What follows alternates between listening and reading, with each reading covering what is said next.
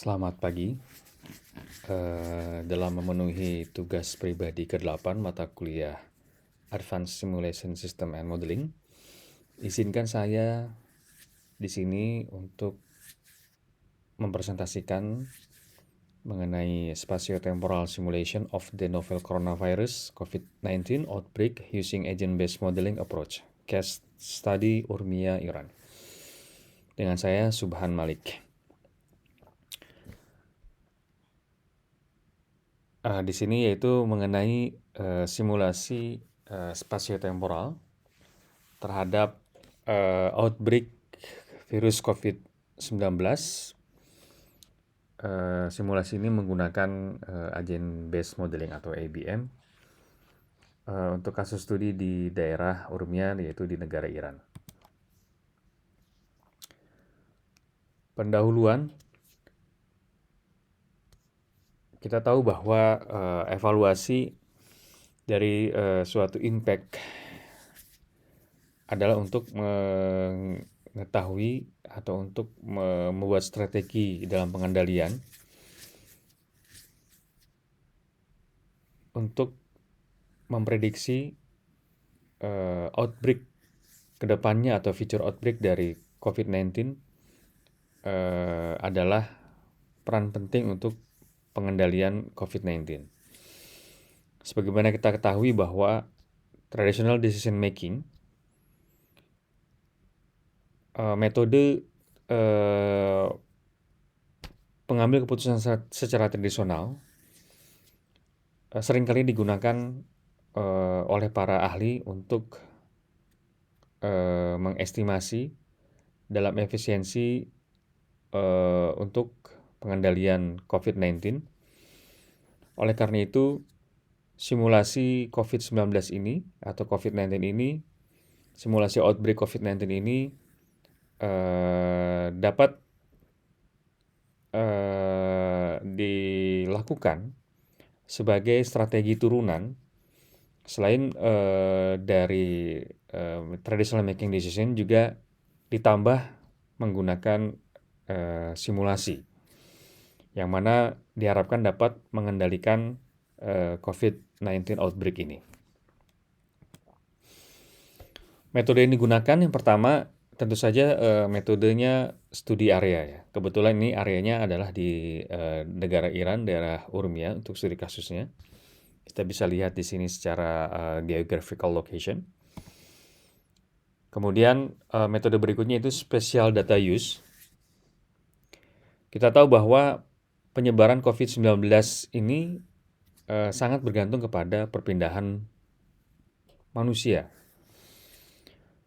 Juga lokasi dari perpindahan tersebut sangat penting untuk kita bisa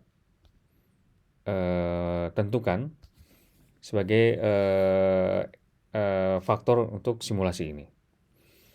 Oleh karena itu, kombinasi dari agent based modeling ini dengan GIS ya, kita nanti akan menggunakan GIS, Geographical Information System, akan memberikan suatu improvement kepada simulasi ABM ini untuk mengkoreksi atau untuk mendapatkan hasil yang terbaik dari simulasi agent ini, baik secara perilaku, pergerakan maupun interaksinya. Oke, di sini agents of ABM-nya mainly itu ada dua ya. Pertama adalah distribution of human agents. Kedua adalah movement of human agents. Nah, di sini ada ilustrasi bagaimana agen ABM ini berada di suatu distribusinya. Di sini dijelaskan bahwa ada diilustrasikan bahwa agen ini di suatu environment ya. Kemudian ada special data layer-nya, apakah dia di residential area, di office building, di business area, school building. Kemudian dalam suatu lingkungan environment itu didefinisikan sebagai cell. Lebih spesifik lagi ya, dia sebagai residential, office, business, school. Kemudian juga di sini didefinisikan human agent-nya seperti apa. Kemudian Ini adalah ilustrasi pergerakan dari agent tersebut ya. Pertama, apakah dia mempunyai mobil pribadi? Kemudian kita lihat pergerakannya di sini. Kedua, apakah menggunakan transportasi umum? Menggunakan transportasi umum. Di sini juga kita bisa lihat gimana spesifik pergerakannya, perilakunya. Kemudian jika ini adalah student, kita bisa melihat juga perilaku pergerakannya. Oke. Metode ini juga menggunakan SEIRD, yaitu Susceptible, Exposed, Infected, Recover, and Dead State. Kita bisa lihat transisi dari penyebaran COVID-19 secara individual agent ya. Pertama dimulai dari dia rentan, susceptible, kemudian dia expose ya, terekspos virus tersebut. Setelah terekspos akan dikarantina. Ini pasien sudah terinfeksi. Kemudian setelah infeksi ini ada dua kemungkinan ya, antara dia sembuh, recover, atau dia meninggal. Ini adalah transition of state of human agent. Hasilnya dari simulasi menggunakan NetLogo ini kita bisa lihat bahwa model outputnya kita bisa lihat di sebelah kiri ini. Sini kita bisa definisikan beberapa parameter ya. Seperti number of agent ini, apakah dia laki-laki atau perempuan, umurnya berapa.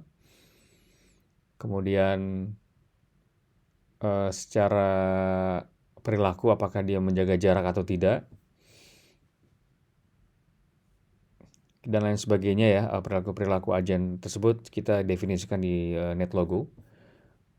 Dan kita bandingkan dengan data yang sesungguhnya ya. Data yang sesungguhnya ini direpresentasikan dengan warna hijau, dan simulasi direpresentasikan dengan warna biru. Oke, kesimpulannya terakhir bahwa simulasi dapat menjelaskan beberapa fenomena ya, tapi ini juga tidak mencerminkan bahwa fenomena tersebut betul secara benar-benar terjadi ataupun secara akurat. Setidaknya kita bisa mendapatkan suatu gambaran ya, suatu gambaran dan fenomena. Dan modeling dan simulation dari outbreak COVID-19 ini juga dapat membantu